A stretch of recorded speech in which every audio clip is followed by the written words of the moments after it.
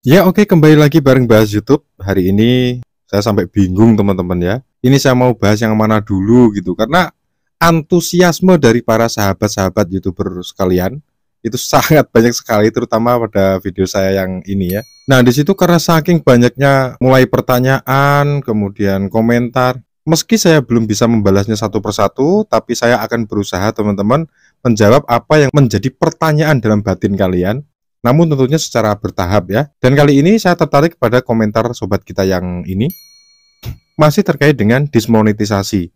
Memang akhir 2022 dan awal Januari 2023 ini banyak sekali teman-teman ya channel kena dismonet ini.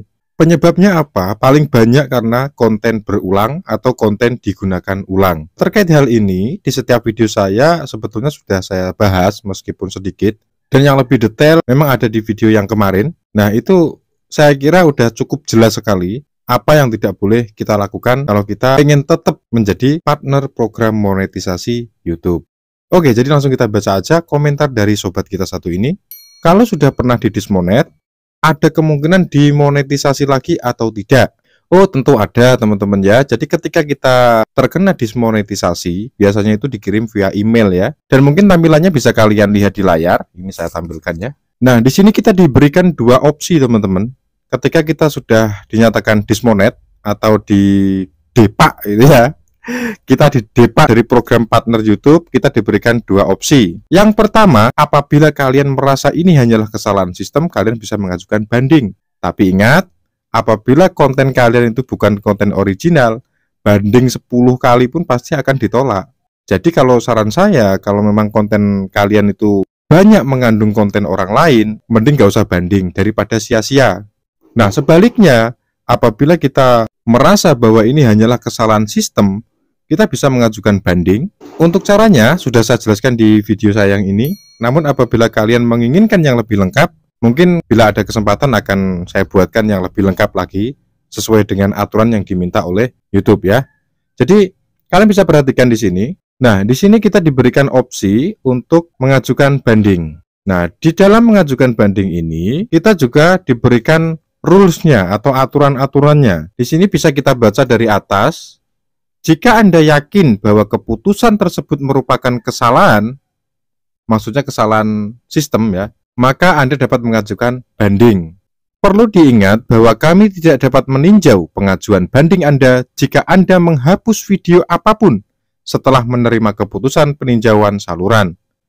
Nah, jadi kalau misalkan kalian merasa bahwa konten kalian itu adalah murni original, maka kalian bisa mengajukan banding. Tapi syaratnya kalian tidak boleh mengedit, menghapus, memburamkan, dan seterusnya. Biarkan video itu apa adanya. Tidak boleh ada perubahan sedikit pun. Mudah-mudahan bisa dipahami ya. Secara bahasa sederhana begini teman-teman. Misalnya jam 12 malam, kita ngecek HP, ada email dari YouTube. Ternyata Anda tidak lagi memenuhi syarat untuk monetisasi. Artinya kalian sudah dipecat dari partner YouTube ya. Lalu kalian buka di situ. Setelah kalian menerima email itu, kalau merasa itu hanyalah kesalahan sistem, kalian bisa banding. Jika kalian sudah memutuskan itu, maka secara gampangnya kalian tidak boleh menyentuh apapun yang ada di konten kalian. Biarkan seperti itu. Tidak boleh mengedit judul, tidak boleh mengedit, menghapus, memburamkan, mengganti judul, mengganti thumbnail dan sebagainya jangan dilakukan. Itu aturan mainnya ya. Oke, kita lanjutkan. Perlu diingat bahwa kami tidak dapat meninjau pengajuan banding Anda jika Anda menghapus video apapun setelah menerima keputusan peninjauan saluran. Jika Anda sudah yakin bahwa video di konten Anda itu adalah original, dan kalian sudah yakin bahwa kalian ingin mengajukan banding, maka teman-teman harus bikin video banding. Ya, video khusus untuk banding, bukan video untuk konten dipublish ya. Ini sifatnya private, artinya yang bisa nonton ini hanya tim peninjau dari YouTube. Kita baca bersama-sama yang nomor 1. Buatlah video untuk banding Anda. Untuk membantu memastikan tim kami dapat meninjau video Anda, ikuti pedoman berikut. 1. Rekam video Anda dalam bahasa yang didukung. Kemudian, simpan video Anda di bawah 5 menit. Lalu berikutnya, tampilkan URL atau link saluran Anda atau channel Anda dalam 30 detik pertama. Maksudnya itu gini teman-teman. Seperti yang sudah saya contohkan kemarin ya. 30 detik pertama di dalam video banding yang akan Anda buat itu harus menampilkan YouTube Studio. Misalkan ini saya buka YouTube Studio, kemudian kita tunjukkan ke kamera seperti kemarin saya jelaskan. Dalam bahasa gampangnya begini, "Hey YouTube, ini saya, beneran saya, ini channel saya." Karena saya yang cuma bisa buka YouTube Studio. Secara gampangnya begitu. Kemudian yang selanjutnya, sebutkan umpan balik pengulas dan beritahu kami mengapa itu salah. Maksudnya seperti ini teman-teman ya.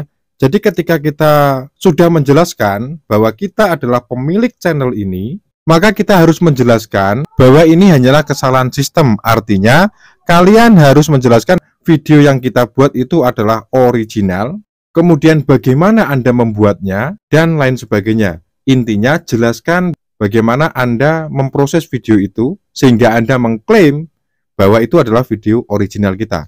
Intinya kamu harus bisa jelaskan ke tim peninjau YouTube. Kemudian yang paling terakhir, berikan contoh visual tentang cara Anda membuat video, termasuk cara memfilmkan dan mengeditnya.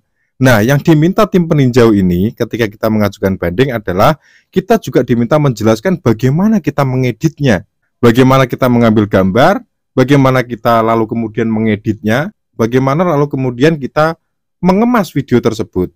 Itu prosesnya harus kita jelaskan dalam video banding. Nah, jadi kurang lebih seperti itu teman-teman. Ya mudah-mudahan bisa dipahami. Kalau memang dirasa penjelasan saya ini belum kalian mengerti, kalian boleh tanyakan kembali di kolom komentar.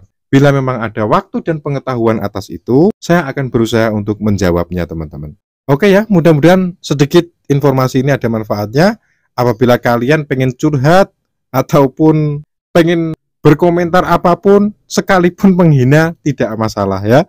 Akan saya terima dengan besar hati, karena banyak juga yang komen subscriber lu aja masih di bawah 1000, sok-sokan ngasih tutorial. Padahal itu sudah saya jelaskan ya di video-video saya sebelumnya bahwa gini teman-teman ya, saya itu hanya sharing, bukan bermaksud menggurui. Kenapa saya bisa sharing? Karena saya sudah pernah mengalaminya.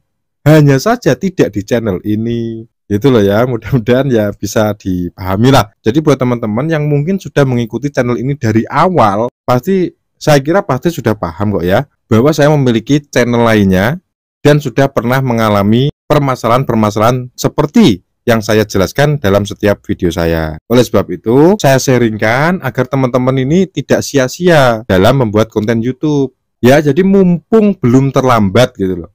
Bayangkan saja kalau video kita udah ribuan misalkan, udah 1000 video kita upload. Dan karena ketidaktahuan kita, tidak ada yang sharing tentang hal ini misalkan. Tentu perjuangan yang kita lakukan, mengumpulkan banyak subscriber, views, jam tayang, kemudian konten yang sudah kita upload itu akan sia-sia. Karena ketidaktahuan kita tentang bagaimana harus mengelola channel YouTube. Oke teman-teman, mudah-mudahan ada manfaatnya. Kalau memang tidak ada, ya anggap aja sebagai hiburan ataupun angin lalu. Kalau kalian memang tidak suka dengan video ini, boleh klik tombol subscribe-nya. Kalau memang kalian suka dengan video ini, boleh klik tombol like-nya. Terima kasih, sampai jumpa.